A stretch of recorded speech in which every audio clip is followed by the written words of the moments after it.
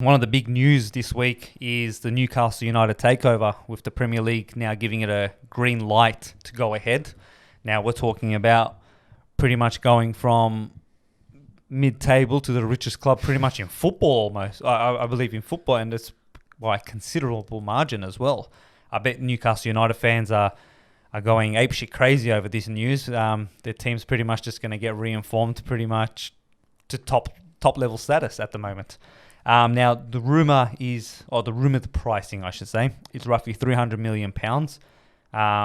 Considering this day and age, I think that's a pretty big bit of a bargain for a billionaire to buy a Premier League team.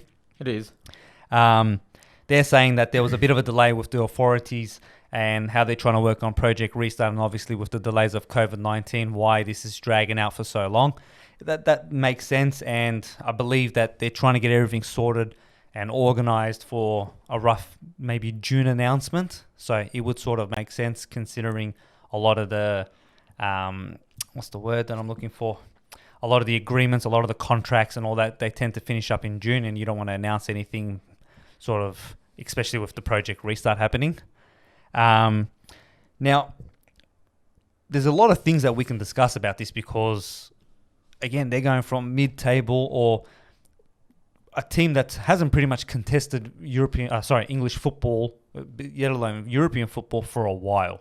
Now, we're talking about maybe 10, 15 years ago when you had Alan Shearer, and then they flopped it against Manchester United. But do you think that with this type of investment that they're going to suddenly go back to being a massive squad that they were?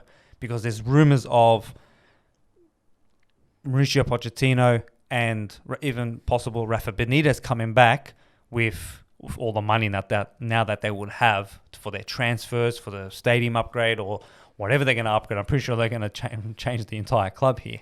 So what do you reckon? Do you reckon, just starting off with the managers, do you reckon that they should be going for someone that's familiar with the club or someone that is grown or known for success to build a team and to, not rely on too much money but still can build an amazing squad?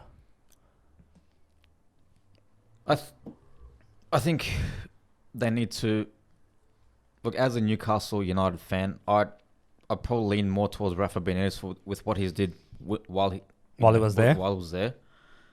Obviously, he's with that shit backing. No, barely.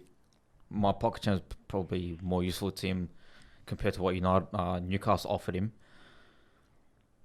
He knows the players. He's worked with them already. Obviously, to be honest, and look, I love Poch.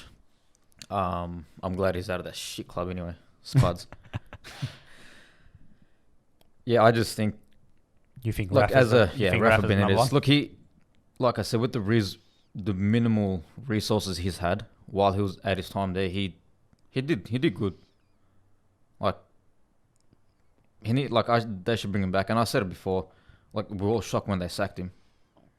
Or he walked out or whatever it was. Well, a lot of the problems was with the backing of the owner currently, like Mike Ashley himself. He's a cancer to that club and has been since for how long? Well, a lot of the problems that they're having at the moment with the club is the lack of investment that that owner has done for the club at the moment.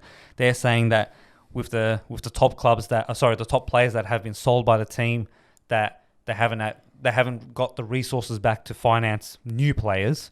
They haven't got an upgrade to their training ground, and apparently there's not rumors, but apparently the word in the club is that a lot of the facilities are now decaying, and he's just not fixing it. Now, with a backing like the Saudi Arabian public investment, it's pretty much just a FIFA manager upgrade button there for them. Look, it's a massive thing. It's a lifeline for Newcastle. It's a massive lifeline. Do you think that if the investment does go through and it's a new season, that they should straight away get rid of Steve Bruce currently as manager, or maybe just go, you know what, let's give him a go. He's been in the club. Let's just give him a go. He hasn't got relegated or anything like that. Let's just give this guy a go, see what happens.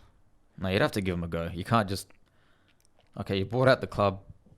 You can't just say, kick everyone out. See you later, mate. We don't want you. Give him time. All right, Steve Bruce is not the best coach, but I like the guy, but I can just keep him, come new season, see the players that they can bring in and the culture that he brings in with the players he wants. And then it's gonna have to wait. Yeah, it's gonna just give him time and see what happens. Because it's not fair to you can't just fuck him off and just bring in Rafa Benitez or whoever they bring in. It's not fair. But then again, sometimes in football it's not fair. But yeah, I don't think they should get rid of him. They should just wait. Well, it's a big gamble if you think about it, because if you got two massive managers currently available. Do you know what I mean? Now, you go and say, okay, we're sticking with Steve Bruce. Does that mean that Pochettino finds a job, Benitez finds a job, and then suddenly Steve Bruce is not doing the job that you expected him to, and suddenly you're forced to either sack him or deal with him, but you don't have a manager to replace him? So I think there's I don't think I probably agree with you. Don't jump the gun. Let's stick with the team that we have. Let's look at what we need to replace. Let's understand what we're doing. Sort of like there is a big task. Like, once obviously this takeover is looking very likely and most likely is going to happen. I'm leaning towards 90% now. Yeah, I'm at 90% too. They have a big task from top to bottom. Obviously, put aside the financial stuff. Obviously, they've got no issues with that. But yeah, look, it's Newcastle was a big club at the time, back in the days. Look, I don't mind them. They get bought out. It can just be, it can possibly be Big Six now. Well, be Big Seven eventually. I don't count Tottenham at all.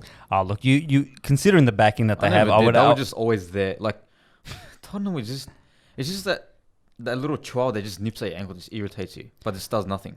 Look, with the backing that they have now and the new stadium and all, I would consider that with Newcastle being bought out. Again, like we said, I personally believe it is 90%, only because you just don't know what can happen. This is a big purchase. The owner might become greedy, ask for more. A lot of stupid shit can happen in the background that a lot of people can just go, you know what, we're not interested anymore. And considering the way that Newcastle fans are sort of taking it, it's sort of like, if it fails, it's going to be bad for the current ownership. If it fails, yeah, it's pretty much. I'll follow that fucking rally for the Newcastle United supporters. Well, because how many times did they come out and say, "Look, we're going to abandon games," but it's also, you don't want to abandon your players. Like, I also get that, like, from the sense of, you're damned if you do, you're damned if you don't. Really, yeah, type of thing. That's what it falls down to. So, look, at the moment, it's all going ahead. I personally believe that the team is heading in that right direction. I'd like to see it go ahead.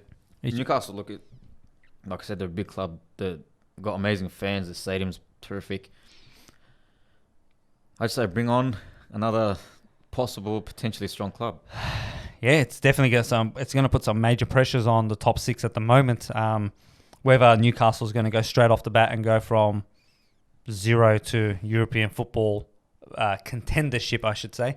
We're all just going to have to wait and see. They are buying a team that, if it does go through, it is tough times. As in, you don't know what you're buying at the moment, because a lot of players are not fit, or you don't know when to buy it at the moment, because seasons are finishing usually when the transfer markets are on and all that type of stuff. So, look, it is going ahead. We're just going to have to wait and see. I reckon maybe early June or late June, we should get a rough answer. And yeah, just keep watching here, and we'll keep you updated as much as possible with the Newcastle United takeover.